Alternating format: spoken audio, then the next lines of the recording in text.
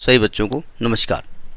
हम बात कर रहे हैं सिंगेज अलजेब्रा की, जिसका चैप्टर 3 कॉम्प्लेक्स नंबर की हम बात कर रहे हैं। कॉम्प्लेक्स नंबर क्या होता है, क्या कंसेप्ट हम बता चुके हैं।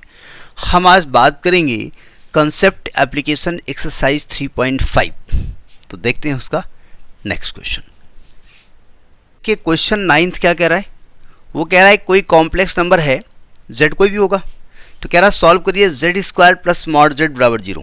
कुछ नहीं बोला, उन्होंने कहा solve z² plus mod z is equal to 0। अब जैसा कि ट्रेडिशन रहा है कि एक कॉम्प्लेक्स नंबर हम मान लेते हैं, तो हमने कार्टेशियन फॉर्म में मान लिया लेट z बराबर x प्लस आई वाई, और ये उठा के यहाँ रख दिया, बस सॉल्व कर लिया, x और y का मान निकाल लिया। अब एक ही कंडीशन दी हुई है, वहाँ से दो कंडीशन निकल आएंगी। पहले मान रखते हैं। नाउ आपसे क्या कह रहा है, z² प्लस मॉड z बराबर 0। z² बोले तो इसका स्क्वायर करोगे तो आएगा x² plus i² y² plus 2ixy plus under root x² plus y² बराबर 0। i² -1 होता है, यानी आ गया x² minus y² plus under root x² plus y² plus 2ixy बराबर 0। यानी ये एक कॉम्प्लेक्स नंबर है जो 0 के बराबर है। जब कोई कॉम्प्लेक्स नंबर 0 के बराबर होता है तो उसका रियल पार्ट और इमेजिनरी पार्ट दोनों 0 के बराबर होते हैं। यानी एक कंडीशन ये आ जाएगी कि x² minus y² plus under root x² plus y² बराबर 0। ये पहली कंडीशन आएगी क्वेश्चन नंबर 1, और एक आएगी 2xy बराबर 0, ये क्वेश्चन नंबर 2 आएगी। अब दोनों को सॉल्व करना है और सॉल्व करके वैल्यू निकालनी है। देखो 2xy 0 है, तो ये तो सिंपल सी बात है कि x और y में कोई 0 तो रहा होगा, या तो x 0 है या तो y 0 है। तो हमने फिलहाल यहाँ से x बराबर 0 मान लेते हैं, टेक x बराबर 0, और 0 को उठा के क्वेश्चन नंबर 1 में रख देते हैं, पुटिंग इन 1।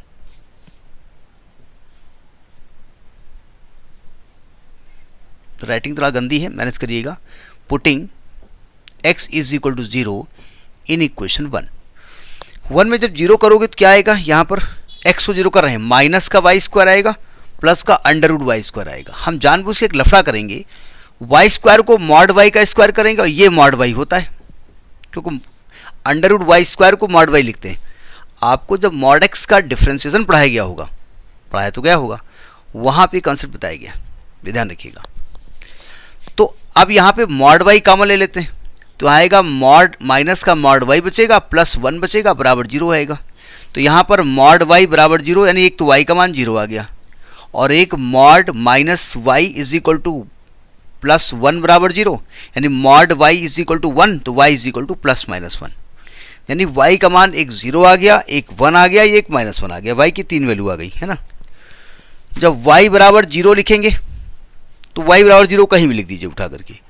y बराबर जब 0 करेंगे तो वैसे तो x बराबर 0 आएगा, y का मान 0 उठा के यहाँ रख दो, तो यहाँ पर क्या आएगा, x² प्लस मॉड x बराबर 0, यानी मॉड x का स्क्वायर प्लस मॉड x बराबर 0, यानी x का मान 0 आएगा। ठीक है ना, क्योंकि दोनों पॉजिटिव आ रहे हैं, निगेटिव हो नहीं सकते, ये पॉजिटिव हैं दोनों, और पॉजिटिव का सम 0 तभी आएगा जब दोनों पॉजिटिव हों, यानी कि 0 हों। ठीक है, और दूसरा जब y का मान, अच्छा एक मिनट, ये लिखने की जरूरत है क्या है, x का मान 0 आपने लिखा है, ठीक है, और y का मान 0 करके भी x का मान 0 आ गया। तो ऐसा करें ना, x के मान 0 पर y के 3 मान आ गए, एक 0 आ गया, एक 1 आ गया, एक -1 आ गया, तो आपकी वैल्यू क्या होगी, देखो ध्यान से, एक आएगा 0 plus 0i, 0 plus 1i, 0 plus 0 minus 1i, 3 complex number आएंगे। आपने कब, जब x को 0 किया है, जब y को 0 करेंगे तब वैल्यू निकालो उठा करके, तो x 0 ही आएगा।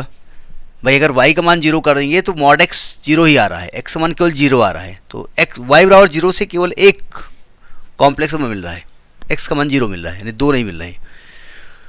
थोड़ा कन्फ्यूजन लग रहा होगा।